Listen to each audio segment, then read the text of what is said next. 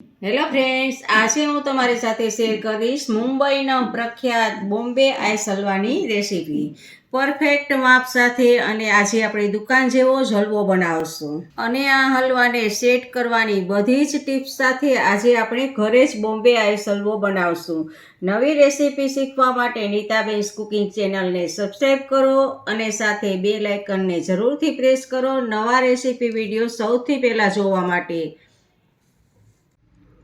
ઘરમાં રહેલી વસ્તુમાંથી જ મીઠાઈવાળાની દુકાન જેવો આઈસ હલવો બનાવવા માટે મેં અહીંયા અડધો કપ જેટલું પીગળેલું ઘી લીધું છે અને ઘી જેટલા જ માપથી અહીંયા અડધો કપ આપણે દૂધ લેશું.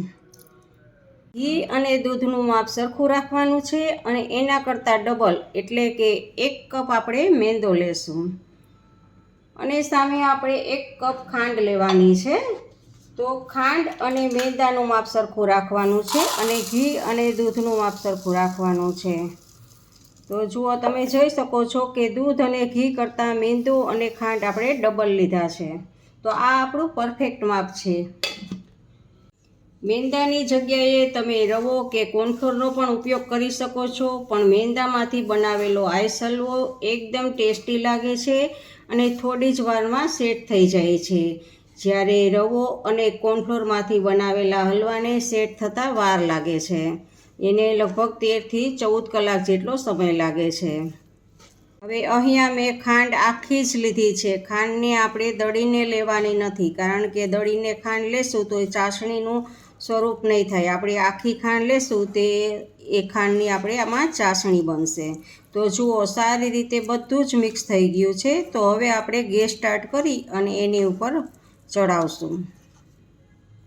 તો હવે અહીંયા આપણે હલવાને પીળા કલરનો બનાવવા માટે આપણે ફૂડ કલરનો ઉપયોગ કરશું. તમે આની જગ્યાએ કેસરનો પણ ઉપયોગ કરી શકો છો, પણ મેં અહીંયા ફૂડ કલર લીધો છે અને ફૂડ કલર એડ કરી અને સારી રીતે મિશ્રણને હલાવી લેવાનું છે. તો જુઓ, તમે જોઈ શકો છો કે પહેલાં આપણે ગેસ બંધ કરીને જ બધું જ આમ મિક્સ કરી દેવાનું છે. હવે આપણે હલવાને પાથરવા માટે અગાઉથી જ આપણે એક ફોઇલ્ડ પેપર લીધેલું છે અને ફોઇલ્ડ પેપર તમારી પાસે ન હોય તો બટર પેપર હોય તો તે પણ ચાલે, અને બટર પેપર કે ફોઇલ્ડ પેપર કાંઈ ના હોય તો તમારે સ્ટીલની થાળીને પાછળ ઘીથી ગ્રીસ કરી અને એની પાછળ પણ હલવો તમે પાથરી શકો છો. ત્યાં આપણે અગાઉથી જ આ સેટ કરી લેવાનું છે કે આપણે કેમાં પાથરવાનો છે, કારણ કે પછી આપણે ફટાફટથી પાથરવાનો રહેશે. મિશ્રણને ગેસ ઉપર રાખી દઈએ અને ગેસની ફ્લેમને આપણે લો રાખવાની છે અને આવી રીતે હલાવવાનું છે. જુઓ, આમાંથી ખાંડ ઓગળશે એટલે આપણું મિશ્રણ ઢીલું થશે.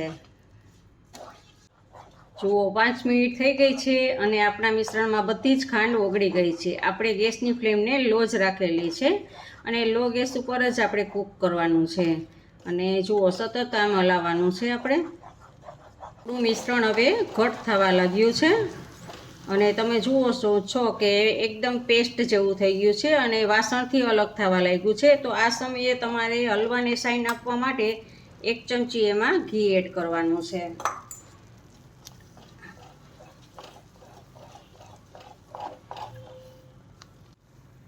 જુઓ, 5 થી 7 મિનિટ પાછી થઈ ગઈ છે. ટોટલ આપણે 10 થી 12 મિનિટ જેવો સમય થયો છે અને આપણે વાસણથી અલગ થવા માંડે છે. જુઓ, વાસણને બિલકુલ ચોટતું નથી.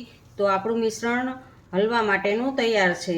તો આ સમયે આપણે હવે ગેસની ફ્લેમને ઓફ કરી દેવાની છે. તો હવે આપણે આ એક ફોઇલ્ડ પેપર લીધું છે અને એની ઉપર આપણે આ મિશ્રણને પાથરવાનું છે અને તાવીથાની મદદથી આવી રીતે આમ ફેલાવી દેવાનું છે.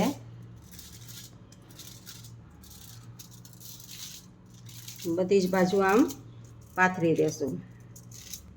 જુઓ, આપણા મિશ્રણને મેં તાવીથાની મદદથી બધે જ સારી રીતે ફેલાવી દીધું હતું. હવે એને એક સરખું કરવા માટે ઉપર પ્લાસ્ટિક રાખી દેશું અને વેલણની મદદથી બધે જ એક સરખું કરી દેશું, જેથી કરીને બધે જ એક સરખું થઈ જાય. જુઓ, તમે જોઈ શકો છો આવી રીતે આમ બધે જ વેલણ ફેરવી દેવાનું છે, જેથી વધારે ઓછું હોય ત્યાં લાગી જાય અને વધારે હોય ત્યાંથી આવી જાય. આવી રીતે આમ બધે જ વેલણ ફેરવી દેશું. બધે જ એક સરખી રીતે આપણું મિશ્રણ થઈ ગયું છે. હવે આપણે હલવાને એકદમ ટેસ્ટી બનાવવા માટે એલચીના ભૂકાને ઉપરથી સ્પ્રિંકલ કરશું અને એલચીના આખા દાણા છે, જો આખા દાણા છે એ આખા દાણાને પણ એમાં સ્પ્રિંકલ કરશું અને એમાં બદામની કતરણને પણ આપણે આવી રીતે આમ સ્પ્રિંકલ કરશું છૂટી છૂટી બધે જ.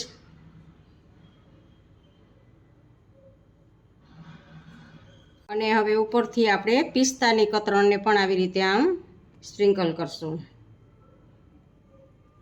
તો આ ડ્રાયફ્રૂટ્સને અને એલચીને આપણે સ્પ્રિંકલ કર્યા પછી પાછું આપણે ઉપર પ્લાસ્ટિક રાખવાનું છે, જેથી કરીને આપણે ડ્રાયફ્રૂટ્સ અને એલચીના સારી રીતે અંદર આમ ચોંટી જાય એ માટે આપણે એક પ્લાસ્ટિક લીધું છે અને વેલણની મદદથી આપણે પાછું પ્રેસ કરવાનું છે, જેથી કરીને હલવામાં બધા જ ડ્રાયફ્રૂટ્સ આપણા એકદમ ચોંટી જાય. તો જુઓ આવી રીતે આપણે વેલણની મદદથી આપણે પ્રેસ કરશું. હવે ઉપરથી પ્લાસ્ટિકને આપણે દૂર કરી દઈએ અને આને 2 થી 3 કલાક માટે આપણે રેસ્ટ આપીએ. જો ઉનાળાની સિઝનમાં તમે બનાવતા હો તો 3 થી 4 કલાક માટે રેસ્ટ આપવાનો છે. હવે 2 કલાક થઈ ગઈ છે તો આપણે આના કાપા કરી લેવાના છે. જો આ પીઝા કટર લીધું છે તો પીઝા કટરની મદદથી તમે ચપ્પુની મદદથી પણ કરી શકો. આ પીઝા કટરની મદદથી હું આના કાપા કરું છું. તો આપણે ચોરસ કટ કરી લેવાનું છે. તમારે જેવડી સાઈઝમાં રાખવા હોય એવડી સાઈઝનું તમારે કટ લગાવી લેવાના છે. જુઓ ફ્રેન્ડ્સ, આપણો આ આઈસ હલવો તૈયાર છે. મેં ઉપરથી આ તાતણા કેસરના હતા તો એ નાખી અને પાછું પ્રેસ કરી દીધું છે. અને જો તમારી પાસે કેસર ના હોય તો કેસર વગર પણ ચાલે.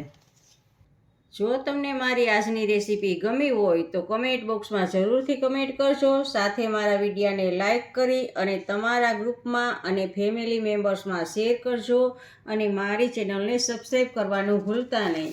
ફરી મળીએ નવી એક રેસીપી સાથે.